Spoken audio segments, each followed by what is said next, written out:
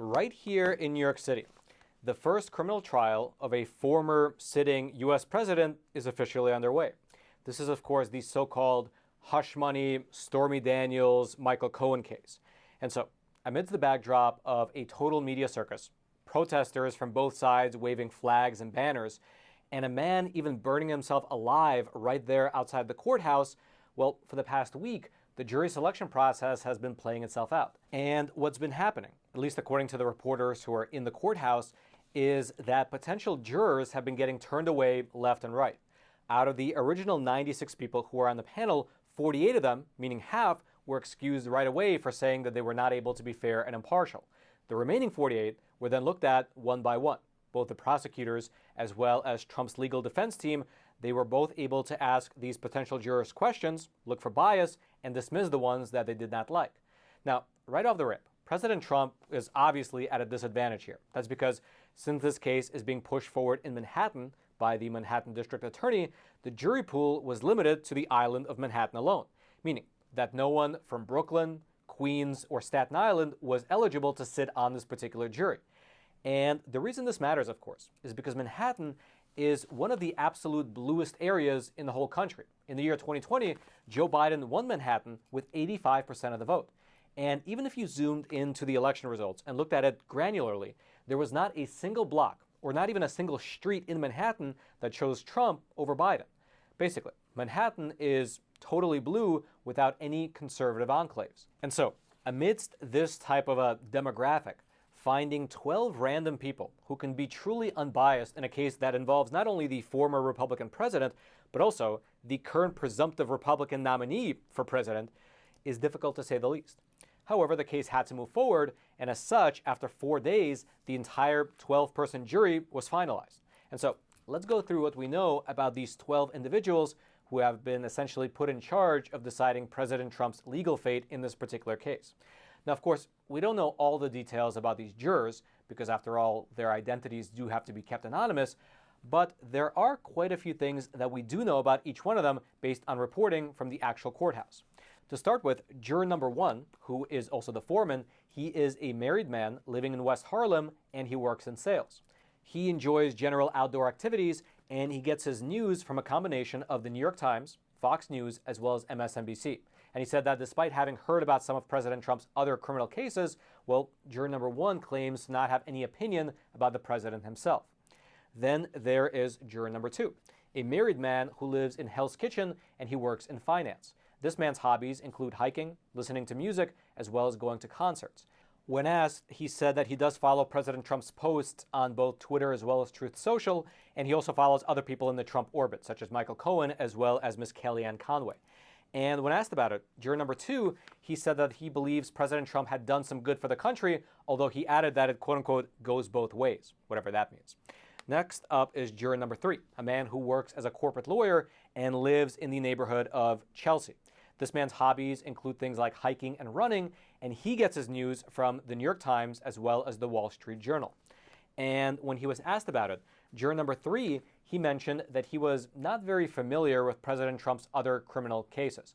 Although, I'll mention that given the fact that this man is a lawyer, well, it's unclear what not very familiar actually means. Perhaps he does know a lot about the other cases, but only that since he's a lawyer, his threshold for being familiar with a case is higher than a lot of people outside of the legal profession. Regardless, next up is juror number 4, a man who works as a security engineer and lives over on the Upper West Side.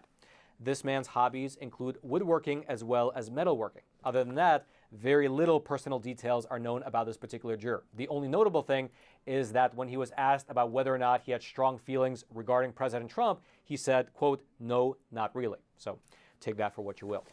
Next up is juror number 5, a woman who works as a teacher and lives over in Harlem with her boyfriend. Her hobbies include things like writing, watching theater, as well as traveling. And when asked about it, she said that she doesn't really care for news, and she tries to avoid political conversations in general.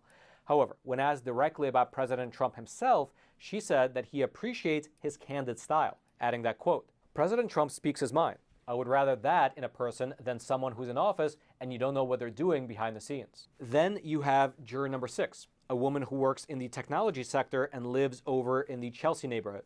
She said that she gets her news from the New York Times and that generally she has very different beliefs from President Trump, but she added that this is a quote-unquote free country.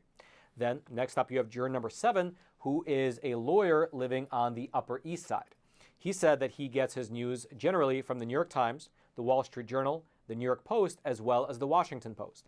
He also claims to have no opinion on the character of President Trump, adding that he agreed with some of Trump's policies while he was in office, while disagreeing with some of the others. Next up is juror number 8, a man who works as a wealth manager and lives on the Upper East Side. On his free time, this man enjoys skiing, fly fishing, as well as practicing yoga, and he says that he gets his news from the New York Times, the Wall Street Journal, CNBC, as well as the BBC. Then there is juror number 9, a woman who works as a speech therapist and lives on the Upper East Side. She gets her news from CNN, and that's pretty much all we know about this particular juror. Next up is juror number 10, who is a businessman living in the Murray Hill neighborhood. This man's hobbies include listening to podcasts on behavioral psychology, and he says that he gets his news generally from the New York Times. Then you have juror number 11, who is a woman working as a product manager and living in Upper Manhattan. Now, not much is known about her except for the fact that when asked, she said this regarding President Trump, quote, "I don't like his persona, how he presents himself in public. However, I don't like some of my coworkers, but I don't try to sabotage their work." Apparently, the other jury candidates laughed when she made that joke. And then lastly, you have juror number 12, a woman who works as a physical therapist and lives over on the Upper East Side. Her hobbies include things like hiking, listening to music, and listening to religious podcasts, although it's unclear which religion. Now, besides these actual jurors, there are also alternates, but very little is known about them. And so there you have it. The jury of 12 peers assembled to determine whether President Trump is guilty or not in this particular case. Although it is worth mentioning that even for the jurors who said that they can be impartial, it's not exactly clear whether that's the case, evidenced by the fact that one juror who initially said she could be impartial, but then later changed her mind, as she was leaving the court, she gave an impromptu interview saying the following. Can you share your opinion of the former president and why you felt that you could be unbiased? I'm not a fan. During COVID-19, I lived with someone who was immunocompromised, and I think his handling of COVID-19 was abysmal. I have a sister who is adopted from China, and the comments he made about China when he was running for president made her very anxious, and therefore made me angry. There are policies he has supported that regard women and reproductive health that I do not agree with. And I think all of that needs to be addressed. And so given all that, what do you think? Do you think that this motley crew of Manhattan dwellers can truly deliver an unbiased verdict? I'd love to know your thoughts. Please leave them in the comment section below. I'll be reading through them later tonight as well as over the weekend.